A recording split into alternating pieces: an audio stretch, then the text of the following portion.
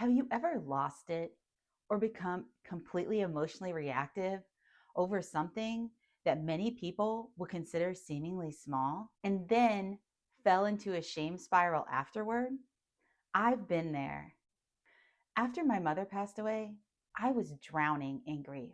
And when my partner at the time gave me an ultimatum, my reaction was explosive. But here's the thing, my emotional reactivity wasn't really about him. It was about years of unprocessed emotions that I had been stuffing and hadn't been able to express, that were all getting activated and coming to the surface. All that pain that was bubbling up, that's actually what a trigger is.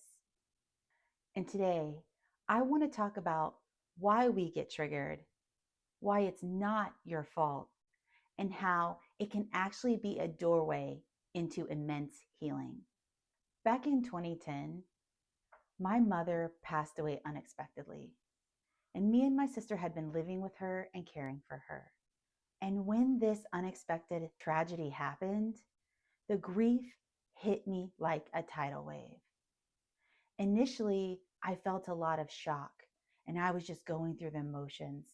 And it wasn't until after her funeral that the reality of her never coming back really set in. And when she was gone, I felt so unanchored in my life. And instead of feeling supported, I felt incredibly misunderstood. I started shutting down. I started sleeping too much. I started isolating. I started snapping at the people that I loved and cared about. I began coping in unhealthy ways just to numb the pain I was feeling. And I carried this immense, heavy feeling of anger. And at that time, I was also in a serious relationship. And although he was supportive initially, about 2 months after her passing, he gave me an ultimatum. Either get over it or go see a psychiatrist and get on medication. Because he didn't like the person I had become. He wanted the old Wiley back. And if I wasn't willing to do this, he threatened to leave the relationship. And here's the thing, I already struggled with attachment wounding and had anxious avoidant attachment patterns because of the years of childhood neglect and abuse I suffered as a child. So the threat of rejection or abandonment felt terrifying, especially after this massive loss I had just experienced. And instead of recognizing and understanding I was just moving through the cycle of grief, I actually turned in on myself and I started telling the story that I wasn't enough, or that I was too much, or that I was feeling sorry for myself. And it never occurred to me that it was okay for me to not be okay and to speak that truth. So, of course, I went along to get along and I played the game for a time. I did go see a psychiatrist and I was put on a lot of unnecessary medications for somebody who was just going through a grief cycle. And I found that I was a shadow of the person I once was. Yes, I was more regulated because I was numb, but I was still having so much trouble just functioning in my daily life. And I felt like a shell of a person. My sisters and my family begged me to stop. They told me that they saw this change in me that wasn't good. It wasn't positive. And eventually I did. But when I told my partner that I would no longer be taking those medications or going back to see the psychiatrist, he doubled down and I snapped. I became so emotionally reactive and explosive that I ended up saying very hurtful things and misdirecting a lot of years of anger and resentment at him. And later, I would wish that I had handled things differently.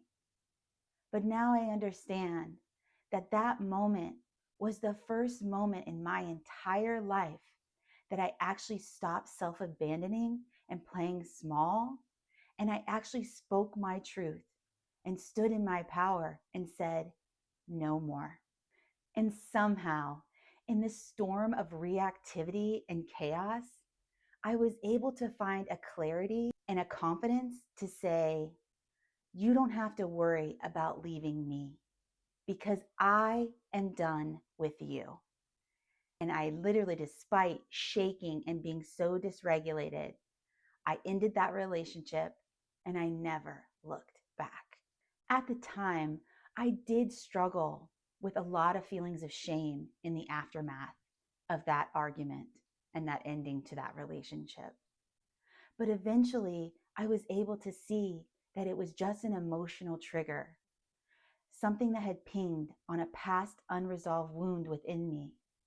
The part of me that never felt like she was validated or never felt supported in her emotions. The young part of me that always felt like I had to play small and wear a mask or morph into somebody else in order to be accepted and loved by others. And that explosion wasn't actually about him or the relationship. It was about a lifelong pattern of silencing myself, numbing my pain, and abandoning myself. And that's the truth about triggers. They're not actually about what's happening now. They're about what happened back then.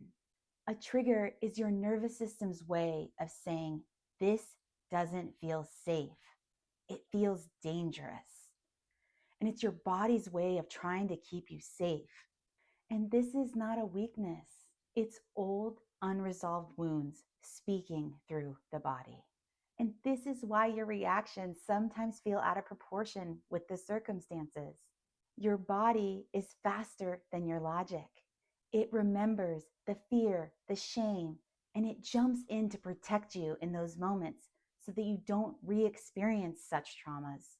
And this often happens before your mind can even conceptualize what's happening.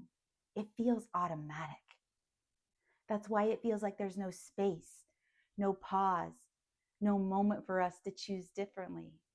That day with my partner, my nervous system wasn't just responding to him. It was defending the little girl within me who always had learned that love was conditional. The small part of me that never felt like she could be who she truly was, and that I always needed to be more in order to be loved and accepted. And when he threatened to end the relationship and abandon me in my time of need, something so deep and tender within me got activated. Those feelings of being too much or too sensitive. So if you ever wonder why you explode, shut down, or spiral into shame, know that it's just your body's way of trying to keep you safe. But here's the gift. Triggers do not mean you're broken.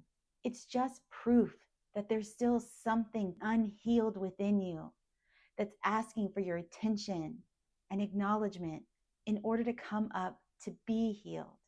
The argument that ensued that day, it's the first time that I ever stood in my own power and refused to silence my own needs in order to make someone else feel comfortable or in order to meet someone else's needs. And the explosion that happened that day was not pretty. Don't get me wrong.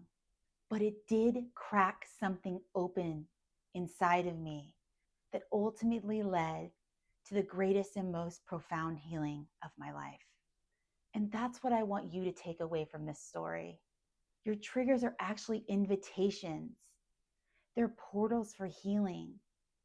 If we're able to show up and hear the messages underneath the emotional reactivity, the things that are below our conscious awareness, the patterning, the programming, the things that we aren't even aware of, it gives us this beautiful opportunity to finally see these things and be able to give them the time and attention they need to be healed. When we're able to pause and ask, what's this old wound touching within me? Or what's this familiar story that I'm giving to the event in my life?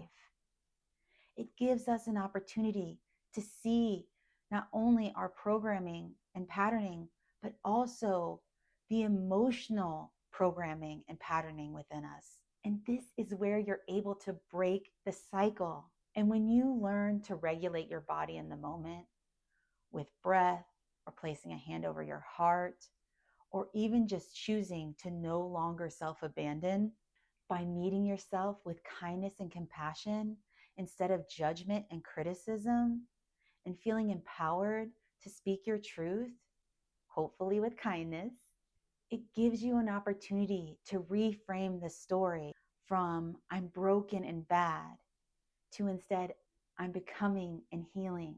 And that's where true transformation and growth begin. So the next time you're feeling triggered or highly emotionally reactive, please remember it's not about being too sensitive or too much. It's about an old part of you that's asking to be seen and held with care. And if you'd like to go deeper with this work, please see the link below for my free Return to Yourself hypnotherapy audio. It can be a starting point for many of you just to be able to start the practice of regulating your nervous system and coming back to your authentic self. Thank you for being here with me today and allowing me to share a very vulnerable part of my own healing journey.